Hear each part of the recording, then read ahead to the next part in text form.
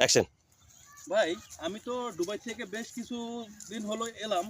আমার তো ফ্যামিলি পুরো টাকা খেয়ে সর্বনাশ করে দিছে। আচ্ছা কিন্তু তারপরে কোনো সমস্যা নাই, আমার যে টাকা আছে আমি সেই টাকাগুলো বা কিভাবে কি করব, বিজনেস করব, বাংলাদেশে কি করব, বাংলাদেশের পরিস্থিতি তো খুবই খারাপ।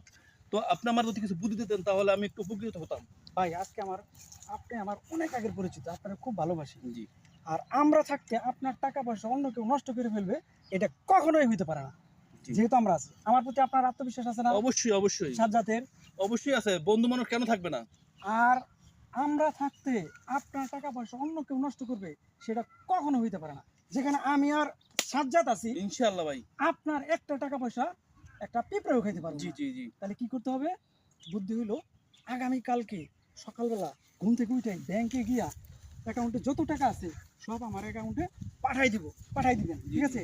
আর আজকের পর থেকে সব টাকা পয়সার দায়িত্ব নিলাম আমি আর সাজ্জাদ। ইনশাআল্লাহ। সুতরাং কোনো টেনশন, আমি অনেক খুশি হয়েছি যে আমার দায়িত্বটা আপনারা নিছেন।